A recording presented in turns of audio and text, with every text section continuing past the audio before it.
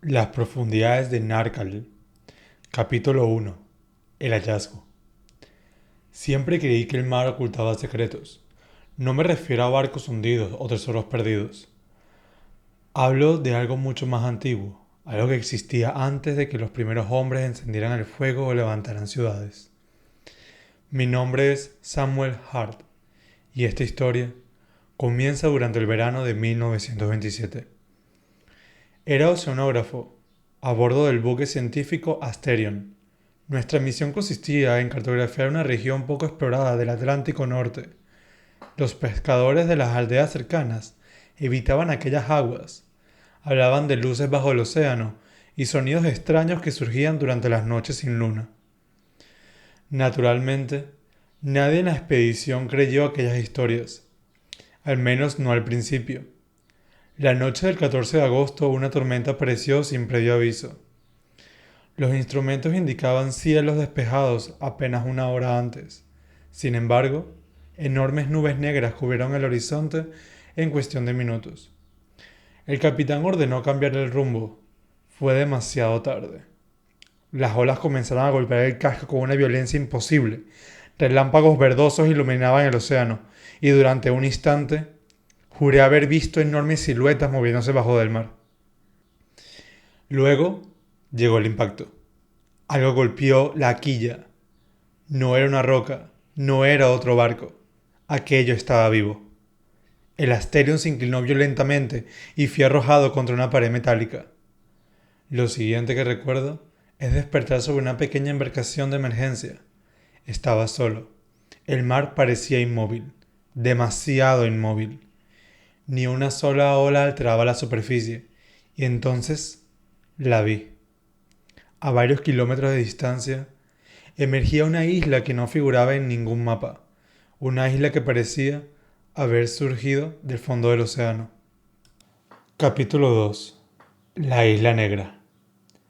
Tardé horas en llegar. Cuando más me acercaba, más extraña parecía aquella masa de tierra. No había árboles, no había aves, no había señales de vida, solo roca negra.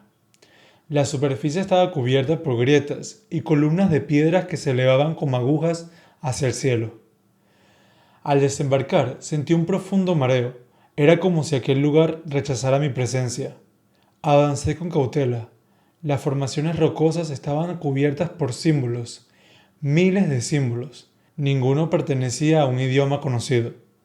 Algunos parecían representar estrellas, otros mostraban criaturas imposibles. Seres con múltiples extremidades, ojos sin pupilas y cuerpos semejantes a los de los peces abisales. Mientras examinaba las inscripciones, encontré una enorme escalinata. Descendía hacia las profundidades de la isla. No sabía por qué, pero sentí la necesidad de seguirla. Cada escalón parecía conducir no hacia el interior de una montaña, sino hacia otro mundo.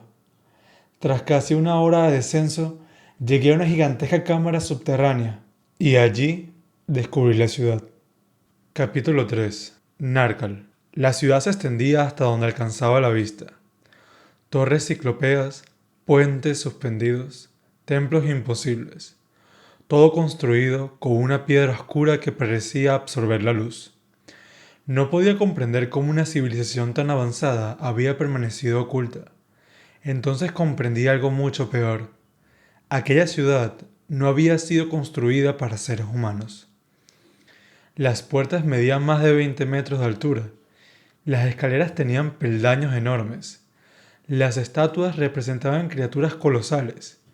Quienes vivieron allí eran gigantes. Mientras exploraba una de las plazas centrales, encontré un altar.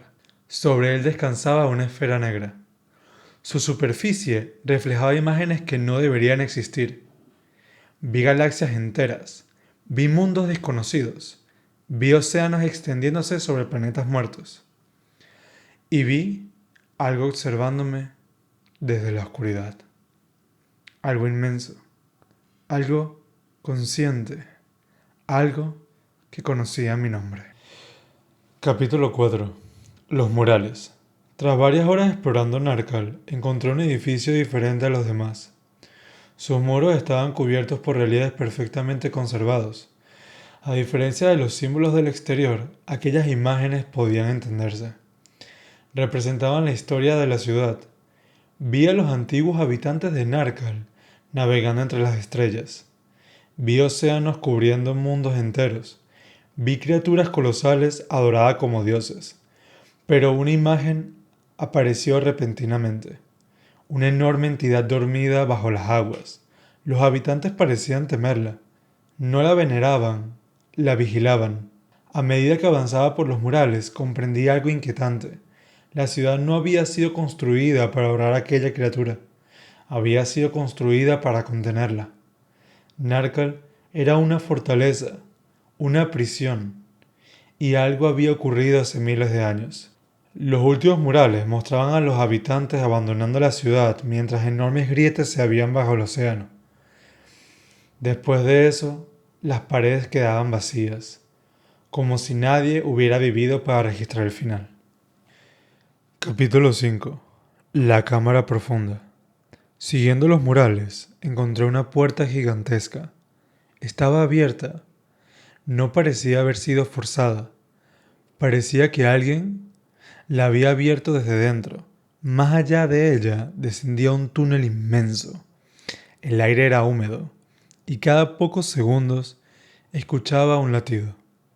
Lento, profundo, imposible.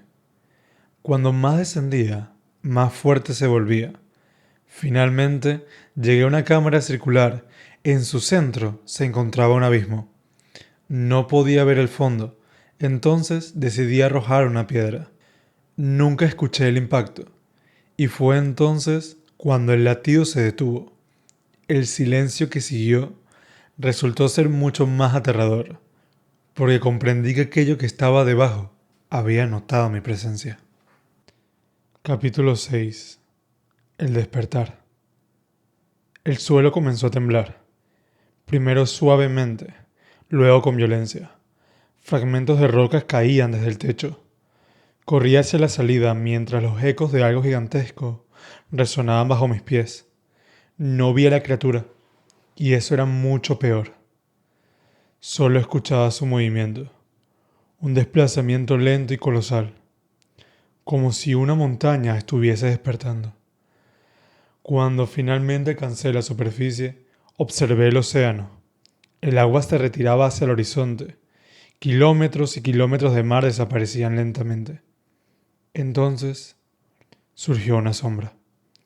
No pude distinguir su forma completa. Era demasiado grande. Solo vi una parte de ella emergiendo entre la niebla y las aguas. Un ojo. Un único ojo gigantesco. Observándome. Y en aquel instante supe que Narcal había fallado en su propósito. La prisión estaba abierta. Capítulo final.